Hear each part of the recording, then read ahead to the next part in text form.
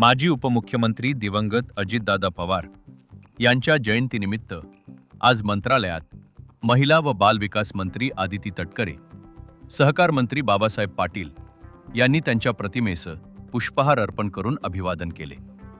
यावेळी माजी मंत्री धनंजय मुंडे, आमदार जयंत आसगावकर, आमदार शिवाजीराव गर्जे, सहकार विभागाचे प्रधान सचिव प्रवीण दराडे, सामान्य प्रशासन विभागाचे प्रधान सचिव डॉक्टर अतुल पाटणे, उपमुख्यमंत्री सुनेत्रा पवार यांचे सचिव डॉक्टर राजेश देशमुख यांच्यासह उपमुख्यमंत्री कार्यालयातील अधिकारी कर्मचाऱ्यांनी दिवंगत अजितदादा पवार यांच्या प्रतिमेस पुष्प अर्पण करून अभिवादन केले। खरं तर सकाळी 7 वाजता आम्हा सगळ्यांना आमच्या वाढदिवसाच्या निमित्ताने शुभेच्छा देणारी ती व्यक्ती म्हणजे आदरणीय अजितदादा आजही या दिनाला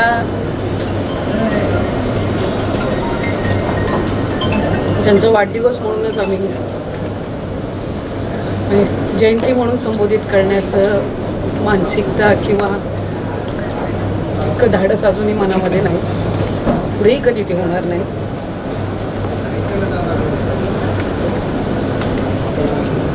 व्यक्ती म्हणून ते आमच्या सोबत असणं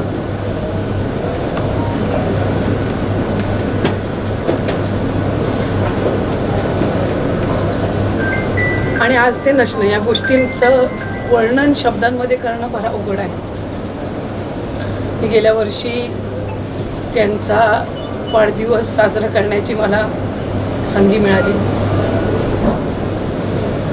राज्याचे मुख्यमंत्री असतील, फडणवीस साहेब, शिंदे साहेब, सगळे आमदार, सगळे मंत्री, सगळे त्यांच्या वाढदिवसाला गेल्या वर्षी होते आणि इतक्या आनंदाने आम्ही तो साजरा केला। आणि त्याच्या दुसऱ्या वर्षी असं काय होईल असं आम्हाला दुरान्वयी कल्पना किंवा असं ध्यानीमनी सुद्धा कधी विचारामध्ये नाही। आजही जसं इतर आमचे सहकारी धनवदा असतील किंवा बाबासाहेब म्हणाले, आजही असा भास होतो की त्यांचा कुठून तरी फोन येईल, कुठून तरी ते या परिसरामध्ये आम्हाला झटकन पाहायला मिळतील। या संपूर्ण भागातून त्यांना ज्यावेळेला मंत्रालयामध्ये येताना बघायचो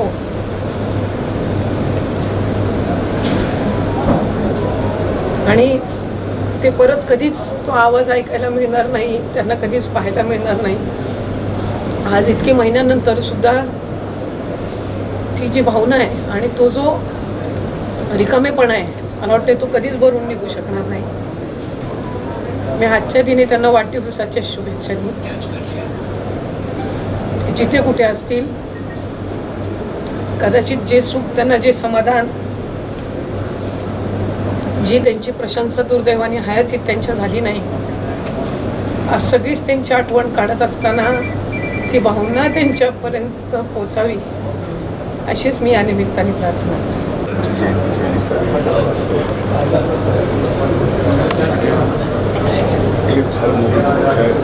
दुःखातून निघणं म्हणजेच दादांनी ज्या निष्ठेने समाजासाठी स्वतःला वाहून घेतलं, त्याच निष्ठेने आम्हाला सर्वांना दादांसारखं त्याच महाराष्ट्राच्या मायबाप जनतेसाठी वाहून घ्यावं लागेल, तरच कुठेतरी दादांच्या या दुःखातून बाहेर येऊन खऱ्या अर्थानं दादांना श्रद्धांजली अर्पित करणं। आज जयंतीच्या निमित्तानं दादा म्हणजे दादांसारखे मी अनेक नेत्यांच्या हाताखाली काम आणि दादांसारखं व्यक्तित्व त्यांनी माझ्यासारख्याला ओळखलं ज्यावेळेस माझी ओळखही नव्हती। नावाने ते मला ओळखायचे, मी त्यांना ओळखायचो।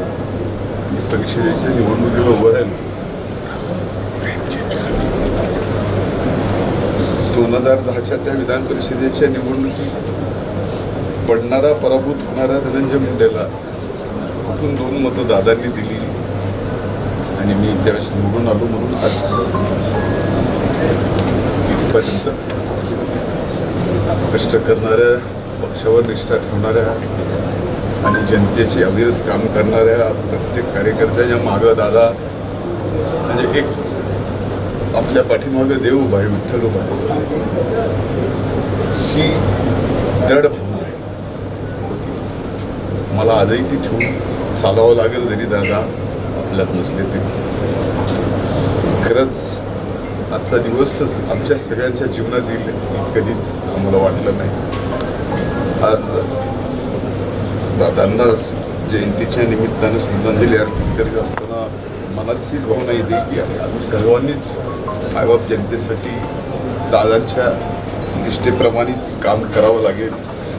त्यांच्या उद्देशीरपणाप्रमाणेच हे मंत्रालय, हा परिसर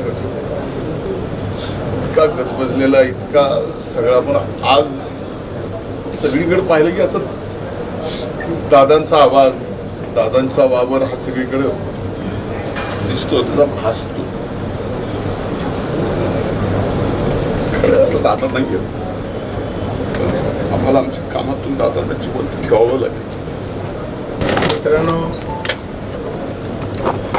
आजचा दिवस हे आम्हाला येईल असं कधीही वाटलं. आणि बाबासाहेब पाटील साहेब आम्ही येतो. आत्ताच आमचे धर्मशेट्टी सांगितल्याप्रमाणे दादानी प्रत्येक आमदारावर आणि कार्यकर्त्यावर मला जसं वाटतं की दादाचं प्रेम, आशीर्वाद माझ्यावरच होता. पण जेवढे आमदार आहेत आणि होणारे आमदार कार्यकर्ते आहेत, तेवढ्याच पद्धतीनं दादानी त्या ठिकाणी आशीर्वाद दिला होता. आताच दोन भाऊंनी सांगितल्याप्रमाणे रोज सकाळी 7-7:30ला फोन यायचाच काहीतरी. बाथरूममध्ये असल्यावर फोन आल्यासारखंच वाटायचं, अजूनही भास होत. परंतु आता हे दुःख सगळं आम्हाला घ्यावं लागणार आहे. दादांनी जी परंपरा घालून दिली आहे राष्ट्रासाठी, माझं व्यक्तीचं नुकसान झालं, पक्षाचं झालं आहे, परंतु त्याच्यापेक्षा राज्याचं खूप मोठं नुकसान झालं. एवढा मोठा नेता तयार होणं ही साधी गोष्ट नाही.